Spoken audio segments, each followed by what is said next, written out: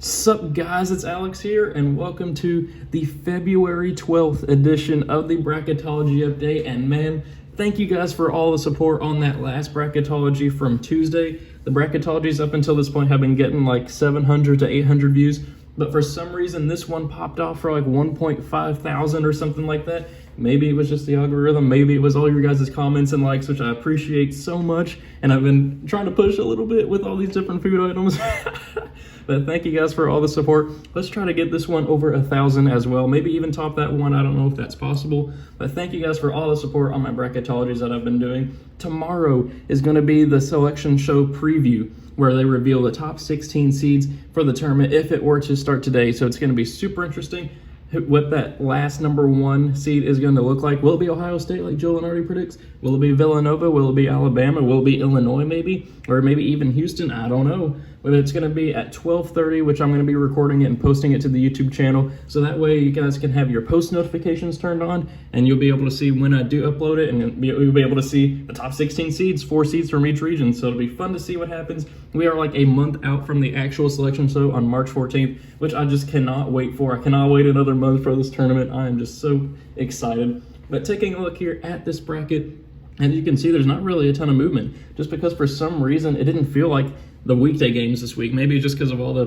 postponing that went on, but it just didn't really feel like there were that many games. I mean, quality games for sure, but that many games of college basketball this week.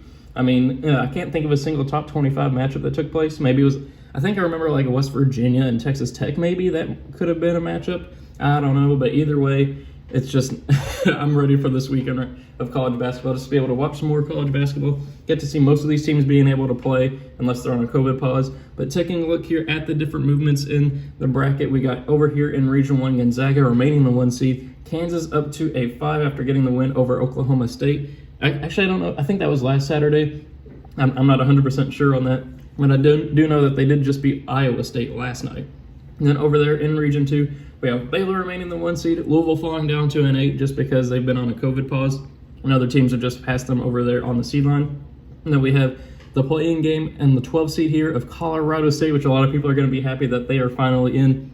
And then Oregon, Wisconsin is up to a 4, Tennessee up to a 3, and Xavier up to a 7. Then over there in Region 3, we have Michigan remaining the 1, Oklahoma falling down to a 5, UNC Greensboro new to the field as the Southern Conference representative as a 13 seed, West Virginia up to a 3. I think they were the team that did beat Texas Tech earlier this week. Then over here in Region 4, we have Ohio State remaining the 1, Missouri down to a 5, Texas down to a 4, Purdue down to a 6, the playing game of Stanford and VCU there. And I just want to make a quick point about Missouri. I've been getting a couple of questions over these last couple of bracketologies. What do I think of Missouri? What do I think is their ceiling? I mean, there's probably just like 2 Missouri fans that watched the video and have been commenting. So thank you guys for all the support with that.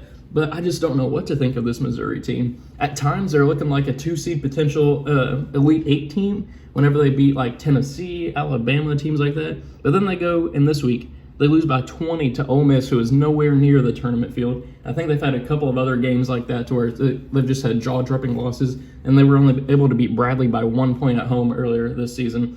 So I don't really know what to think of Missouri. I'm just not really sold on them this year. But we'll kind of see what happens with it. Maybe they can turn it around. Maybe they can go on a run that impresses me, and I'm like, okay, this team is a contender in March. But I just don't know what to think of it. And also, Michigan fans are going to be super happy because Texas Tech is no longer on their side of the bracket, so they don't have to worry about me picking Texas Tech over them in like the Elite 8 or whatever it is. So that way, that demon will not be has been exercised if you're a Michigan fan, which there are a ton of Michigan and Ohio State fans that watch my videos. So thank you guys for all the support there. But taking a look here at the bubble, if we scroll down, we're going to have the last 4 byes of North Carolina, Seton Hall, Drake, and Boise State.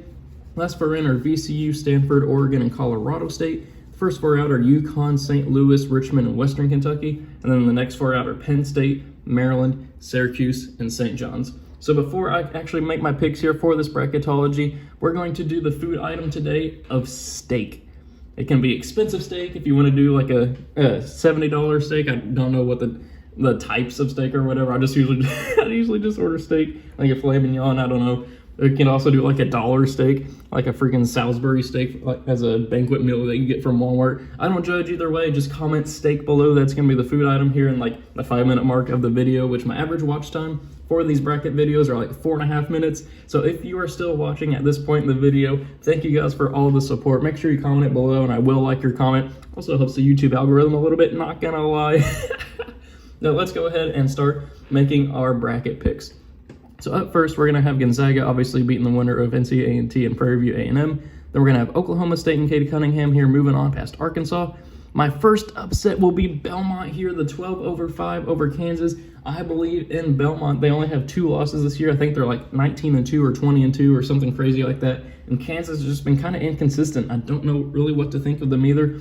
I mean, you can't count out Kansas in the tournament, but you also can't believe in this Kansas team too much. And I think that this is ripe for a 12-5 upset. Then Iowa, I think, will be able to beat UAB. Then we're going to go with Rutgers here, moving on past Drake. Texas Tech will be able to beat Siena. Then Seton Hall will pull off the 10-7 over UCLA, and Houston will move on past Northeastern. Then for a spot in the Sweet 16, we got Gonzaga moving on past Oklahoma State. Iowa, with Luka Garza, the National Player of the Year, basically, is going to move on past Belmont. Then Texas Tech will move on past Rutgers, and then I wanted to go with an upset pick there of Seton Hall over Houston, but I just can't bring myself to do it. I'm going to go with Houston moving on past Seton Hall.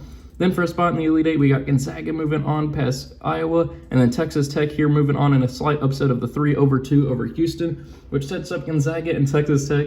And I really want to put Texas Tech in this Final Four, but they did just lose this past week, and I don't think that they could beat Gonzaga anyway. So I am going to go with Gonzaga here as the first Final Four team. Then if we take a look at Region 2, we're going to have Baylor moving on past the winner of South Dakota and Bryant, and a rematch of the 2019 first round where Louisville was a 7 seed and Minnesota was a 10 seed. I'm going to go with the same result as that game with Minnesota here moving on past Louisville. Then Florida State will beat the winner of Colorado State and Oregon. Then I'm going to go with another upset pick here and go 13 seed Winthrop over Wisconsin. Winthrop has only lost 1 time this season, and I think they could be ripe for an upset, and a lot of people are going to write them off just being from a low conference, especially as a 13 seed. But I do think that they could pull off the upset there over Wisconsin. So then Virginia Tech will move on past St. Bonaventure. Tennessee will move on past Grand Canyon. Then Xavier will move on past LSU. Same thing with Illinois over Cleveland State. Then for a spot, Sweet 16, we got Baylor moving on past Minnesota. Florida State, I do think, will end Winthrop's hope for a Cinderella run here. If I can pick Florida State, there we go. This is a 50-50 toss-up for me here between Virginia Tech and Tennessee.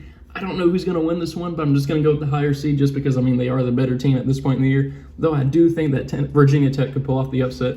And then Illinois will beat Xavier. Then we have Baylor moving on to the Elite Eight over Florida State. And then same thing with Illinois winning the battle of the orange teams against Tennessee, which sets up Baylor and Illinois. This could be, I mean, in a couple of bracketologies I had a couple of weeks ago, this was my national championship game between Baylor and Illinois. These two teams played earlier this year. I think Baylor won by 13, but Illinois did have a stretch to where they didn't score for like 4 or 5 minutes in the second half. So you got to take that into consideration. But either way, my thinking on this, I think that Illinois can beat Gonzaga. However, I do not think that they can beat Baylor. But then I do think that Gonzaga could beat Baylor. So it's just like a little, it's like a little triangle of just teams being able to beat each other. Illinois can beat Gonzaga but lose to Baylor.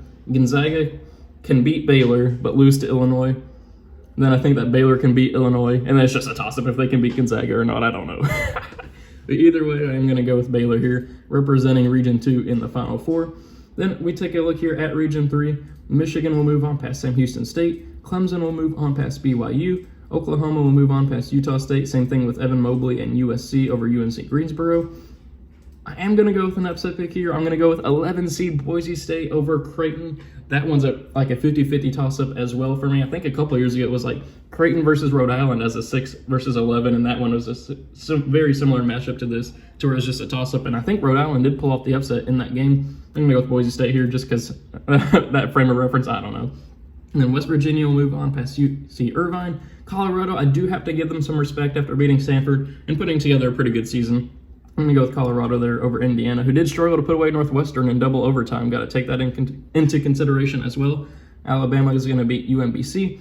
Then Michigan will move on past Clemson. Oklahoma will move on past USC as a slight upset in a 5-4. West Virginia will move on past Boise State. And then we're going to have Alabama here moving on past Colorado. Then we have Michigan in the Elite Eight as the 1 seed. And then I think that Alabama will be able to beat West Virginia here and move on to the Elite Eight. which is Michigan versus Alabama. And I'm going to put Michigan in the Final Four. Welcome back, Wolverines fans, to the Final Four. I haven't had you guys here in a while just because I like Texas Tech better. But either way, Michigan finally making their way back up to the Final Four. I mean, this is a Final Four team. I always say it's just a matter of how the bracket shakes out. This could be, like, you could have, similar to Baylor and Illinois, I think Illinois is a Final Four team, but they couldn't make the Final Four because they ran into just a better team. It's just the way the bracket shakes out. So then if we go over here to the last region, Region 4, Ohio State will move on past Texas State. Loyola Chicago, I think, will be able to get the win here over San Diego State. They're fighting Sister Jeans. Then I'm going to go with Toledo pulling off the 12/5. I've already mentioned my thoughts on Missouri earlier in the video. Then Texas will move on past Liberty. If I can pick Texas, there we go.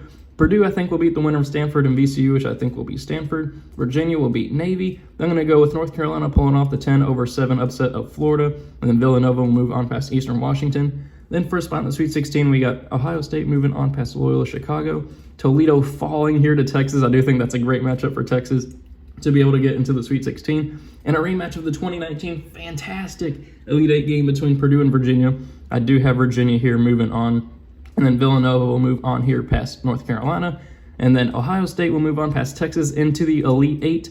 And then I'm going to go with Virginia here, pulling off the 3/2. Actually, no, I'm going to go with Villanova. I switched it up there at the very end. I do think that those two teams are very, very close. Another 50-50 matchup there. But I do think that Villanova will be able to move on. And then I think that they're going to be able to beat Ohio State here. I believe in Ohio State as an Elite Eight team. I think they do deserve a 1 seed. I don't know if they will end up getting a 1 seed, but I'm just not sold on this team, this Ohio State team, making a run to the Final Four. I think they can make the Elite Eight, but I'm just not sold. I mean, I'm more sold than I was because I used to not even put them in the Elite Eight, but at this moment, I just can't put them in the Final Four. I got to go with Villanova there. So then our first Final Four matchup here, Gonzaga versus Villanova. Gonzaga's going to win that one. Baylor versus Michigan. Baylor's going to win that one. Which sets up a battle of these undefeated teams. We got robbed of a potential matchup back in December because of COVID. Gonzaga versus Baylor. I flip-flop on this every single week. I'm going to go with Baylor winning it this week. I think I did Gonzaga on Tuesday. I just can't pick a winner between these two. They're complete 50-50. I have no idea who's going to win. These are two fantastic teams, two cream of the crop teams in college basketball this year. I'm going to go with Baylor winning this one. Not a knock on Gonzaga at all. It's just, I mean, my thoughts just go flip-flop every single bracketology that I do. So thank you guys for watching. I really hope that you enjoyed it. Be sure to comment steak below if you enjoyed. Make sure you like and comment. Like and subscribe. I don't even know. Like, comment, subscribe. Do whatever you want to do. To post notifications turned on. Thank you guys for watching. Leave your own predictions for the NCAA tournament based off of this bracketology below. And I will see you all later.